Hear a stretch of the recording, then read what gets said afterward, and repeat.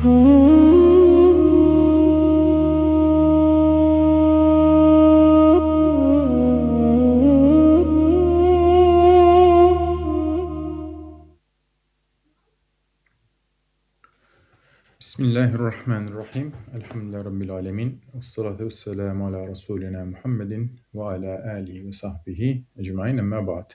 Welcome back. We have started reading the 20th flush few lessons ago.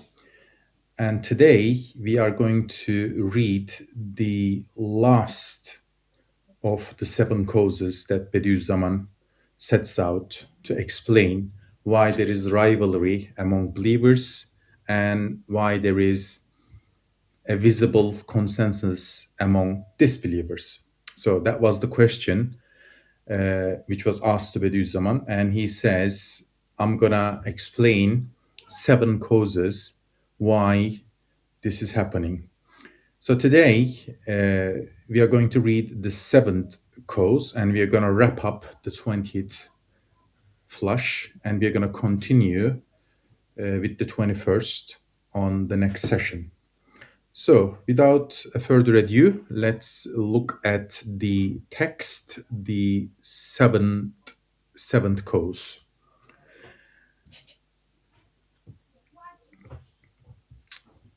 Disputes and rivalry among the people of truth do not arise from jealousy and greed for the world. And conversely, union among the worldly people and neglectful people does not arise from generosity and magnanimity. So let's make this clear. It is not because believers are jealous of each other or disbelievers are holding higher ground and they are very altruistic and very wise. That's not the case. It is rather the people of truth are unable to preserve fully the magnanimity and high aspiration that proceeds from the truth, or the laudable form of competition that exists on God's path. Infiltrated by the unworthy, they partially misuse that laudable form of competition and fall into rivalry and dispute, causing grave harm both to themselves and to the Islamic community. I think we should give a bit of a background here. When this piece was written, probably 100 years ago, Bediüzzaman had Muslim groups in Turkey and in the region, mainly. But I think we can expand this as Risale-i Nur movement is now a global entity.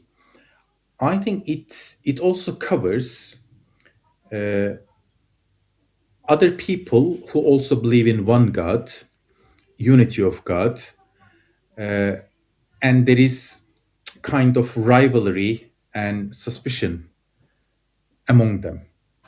I think in a way we should modernize our approach to this question. Obviously, in the text, you're going to see references to Islamic community Ummah, because at the time of writing of this piece, Bediüzzaman had, as I said, Muslim groups, mainly in Turkey. But now it's a global thing. It is probably covering believers in general. As for the people of neglect and misguidance, in order not to lose the benefits with which they are infatuated and not to offend the leaders and companions they worship for the sake of benefit, in their utter humiliation, abasement, and lack of manliness. They practice union at all cost with their companions, however abominable, treacherous, and harmful they be, and wholeheartedly agree with their partners in whatever form may be dictated by their common interest. As a result of this wholeheartedness, they indeed attain the benefits desired.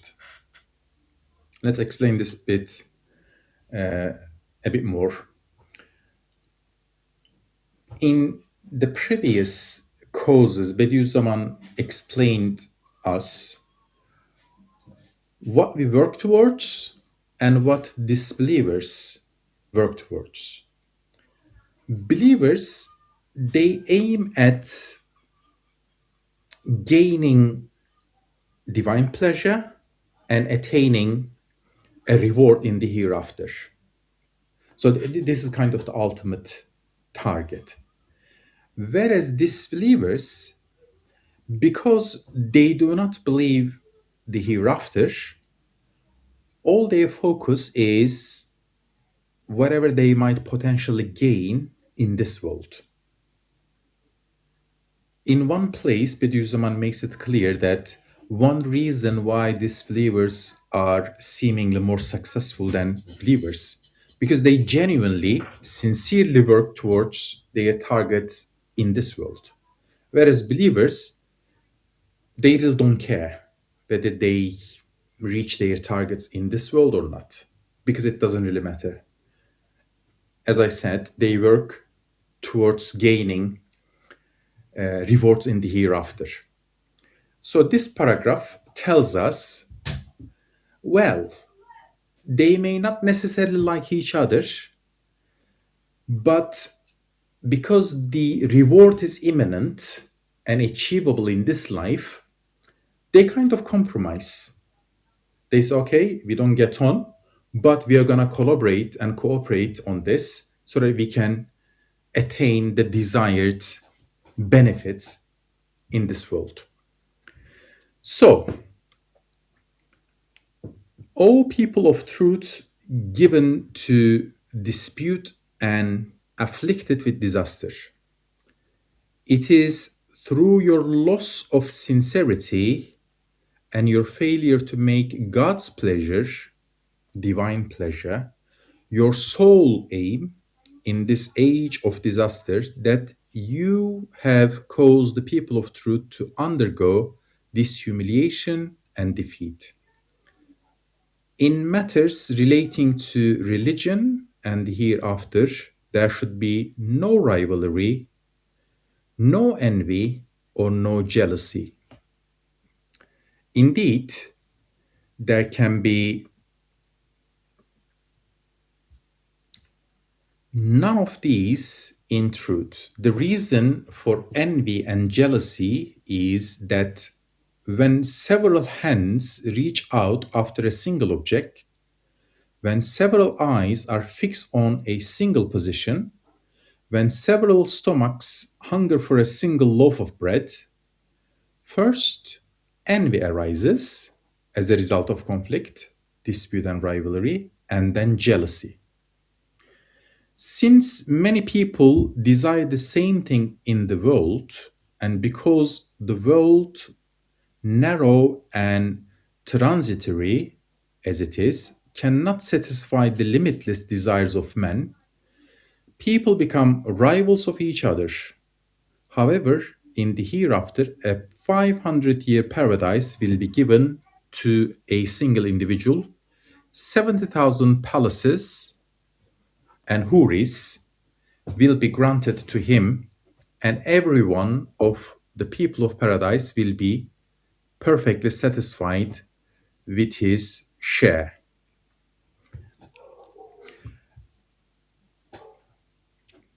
There is this explanation in Risale-i Nur which explains this point. Bediüzzaman gives this example. He says, if you are working towards something worldly, let's say we are all trying to win that £100 or dollars, or whatever currency you're using. That is something material. Rivalry and competition on getting that reward is natural because there is only one £100, and whoever gets it gets the whole thing. So you have a point to compete, and you're excused if there is rivalry. This is for the worldly rewards. However, divine rewards are not material. So there is absolutely no reason to envy someone else or be jealous of someone else. What does that mean? Bediüzzaman gives the example of the sun, which emits light. Risale-i Nur, the word Nur, literally means light. So there are a lot of references to the sun in various parts of Risale-i Nur. Bediüzzaman explains to us divine rewards are like the sunlight. Imagine you have a field and sun is shining on that field. Imagine you're on your own, or there are 10 other people sunbathing in the same field. Here is the question. Would you get more or less sunlight if you're on your own? Would you get less sunlight if there are 10 more people? The answer is clear. It doesn't really matter because sun shines on everybody. It doesn't really matter whether there is one person or 100. Sun is shared among people without getting divided. Bediüzzaman refers this tecezzi ve inkısam. Tecezzi means splitting into small portions. And he says, you shouldn't compete, you shouldn't envy, because everybody gets the same sunlight. Whereas the worldly rewards, because they are solid piece of reward, if there are 10 people reaching out to that £100, they split by 10. So everybody gets £10 each. Whereas 10 people under the same sunlight gets exactly the same light, and it doesn't make other people's share less. I'm quite impressed with this explanation because in paradise, it doesn't matter. You have your paradise, whether you're on your own or billion other people share paradise with you because you have your own paradise. And it's a bit like the sunlight. Having more people sharing it doesn't make it less for you. Okay, going back to the text. However, in the hereafter, a 500-year paradise will be given to a single individual. 70,000 palaces and houris will be granted to him, and every one of the people of paradise will be perfectly satisfied with his share. It is thus clear that there is no cause for rivalry in the hereafter, nor can there be rivalry at all. In that case, neither should there be any rivalry with respect to those good deeds that entail reward in the hereafter. There is no room for jealousy here. The one jealous here is either a hypocrite seeking worldly result through the performance of good deeds, or a sincere but ignorant devotee, not knowing the true purpose of good deeds and not comprehending that sincerity is the spirit and foundation of all good deeds. By cultivating a kind of rivalry and hostility toward God's saints, he is in fact placing in doubt the breadth of God's compassion. So, if a believer showing jealousy because someone is doing a good deed, Bediüzzaman says probably he doesn't understand how the whole thing works.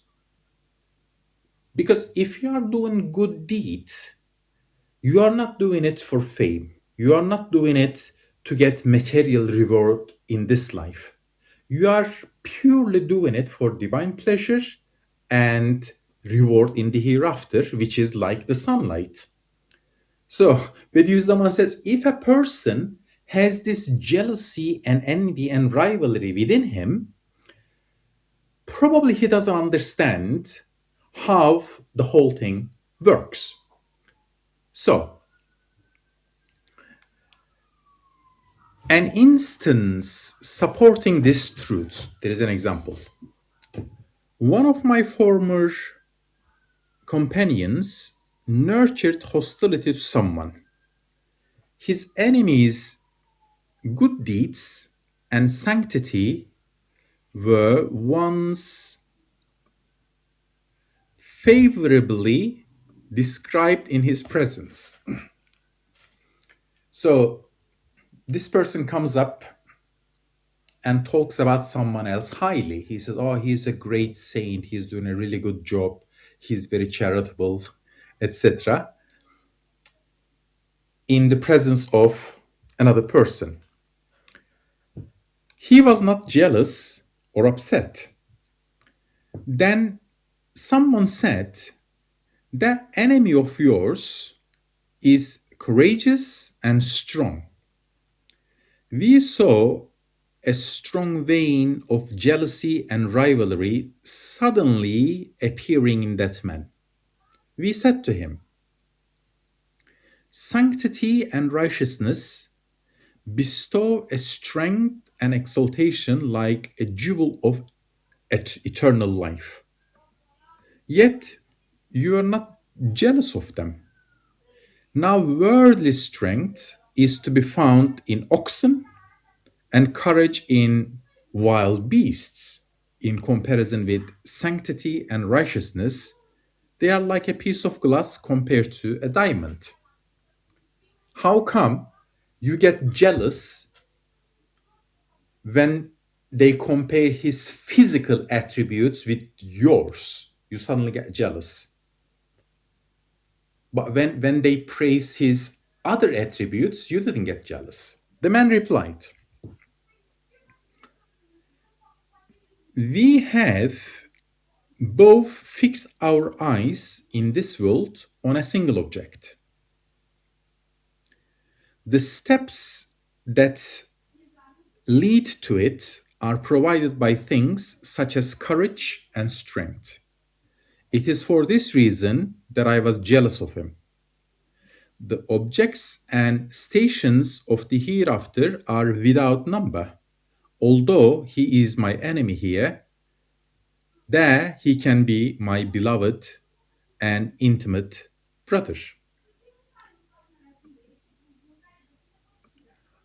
O people of the truth and the path, the service of the truth is like carrying and preserving a great and weighty treasure. Those who carry that trust on their shoulders will be happy and grateful whenever powerful hands rush to their aid. Far from being jealous, one should proudly applaud the superior strength, effectiveness, and capacity of those who, in upright love, come forward to offer their help. Why then look on true brothers and self sacrificing helpers in a spirit of rivalry, thus losing sincerity. So we are all believers, we are essentially trying to do good deed, not to attain any worldly reward, but something for the hereafter. And the task is huge. Why are you jealous if someone comes in and helps you out? You should be pleased that you are getting extra help from your brother. There should be absolutely no reason why you should be jealous. He is actually supporting you to achieve your task. You will be exposed to fearsome accusations in the eyes of the people of misguidance, such as pursuing worldly interest through religion, even though it is something 100 times lower than you and your belief, earning your livelihood through the knowledge of truth and rivaling others in greed and acquisitiveness. So, this is the problem. So, what is the remedy? This is the beauty of Risale-i Nur. Bediüzzaman always identifies the problem and he offers a solution. He offers a remedy to the disease. The sole remedy for this disease is to accuse your own soul before others raise these charges and always to take the side of your fellow, not your own soul. Nefsul emmara. Your soul, nefsul emmara, inna nefsel emmaratun bissu'i. Your own soul always desires bad things. So if there is any envy, jealousy, rivalry in your heart towards your brother, blame your soul first. Don't blame the other person. Always blame your soul.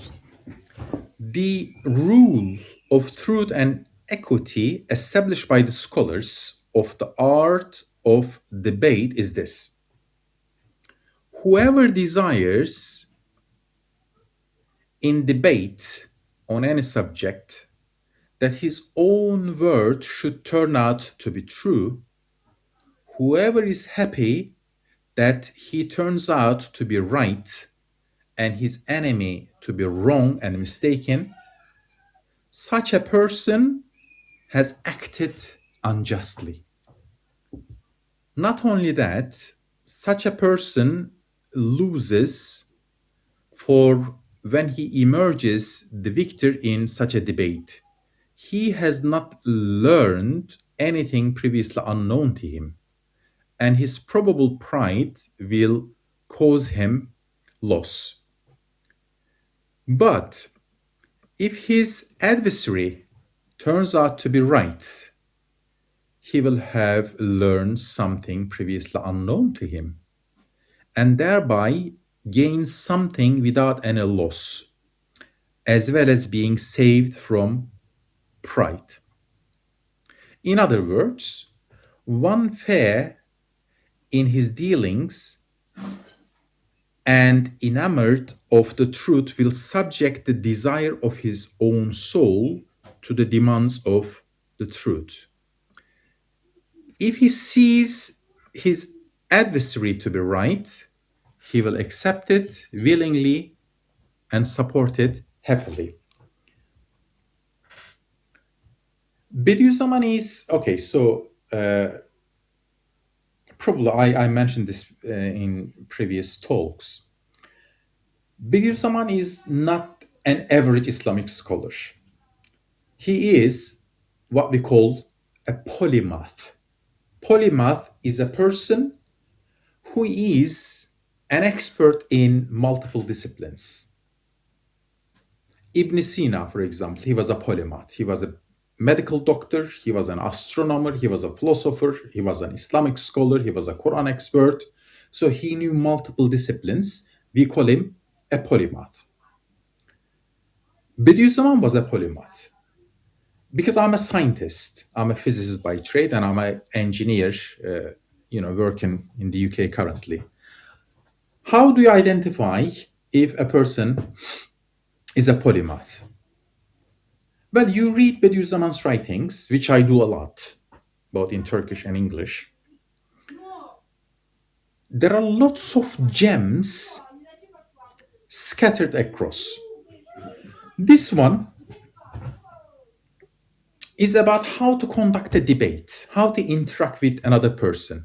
It is like human psychology, it is like personal uh, betterment strategy. Probably these days you watch this kind of shorts and reels on social media and places. Bediüzzaman is teaching us what experts are telling us in modern days. Imagine you are debating with someone. If you fiercely defend your position and if you win, what do you earn? Nothing. But if you're debating with someone else and it turns out his claim was right, yes, you have lost the debate. But in terms of absolute value, you're the winner because he didn't earn anything, but you did.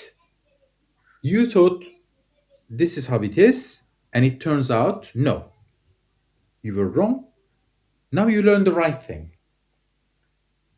This is a fantastic psychological twist.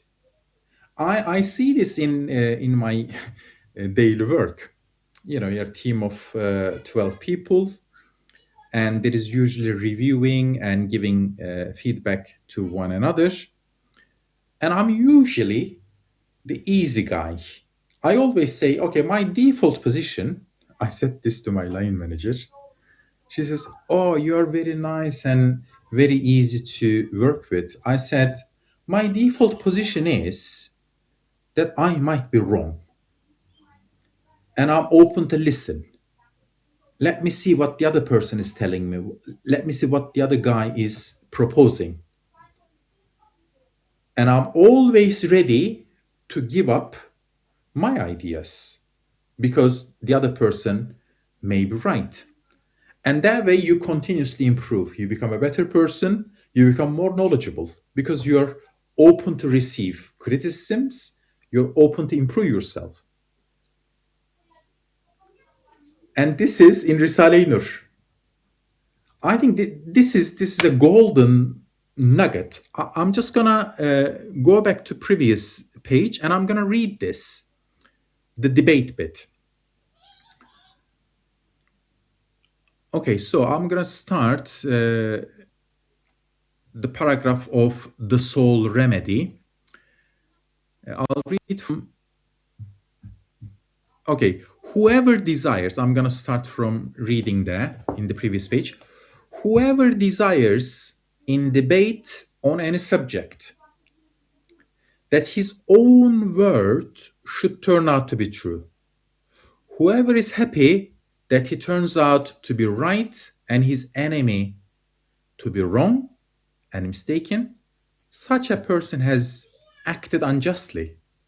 Not only that, such a person loses, for when he emerges the victor in such a debate, he has not learned anything previously unknown to him, and his probable pride will cause him loss. But if his adversary turns out to be right, he will have learned something previously unknown to him, and thereby gain something without any loss, as well as being safe from pride. In other words, one fair in his dealings and enamored of the truth will subject the desire of his own soul to the demands of the truth. If he sees his adversary to be right, he will accept it willingly and support it happily. Okay, let's finish off with the last paragraph.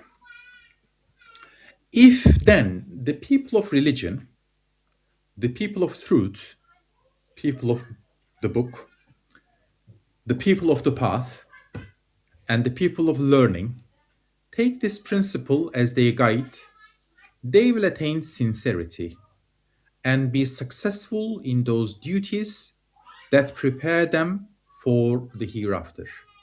Through God's mercy, they will be delivered from his appalling wretchedness and misfortune from which they presently suffer.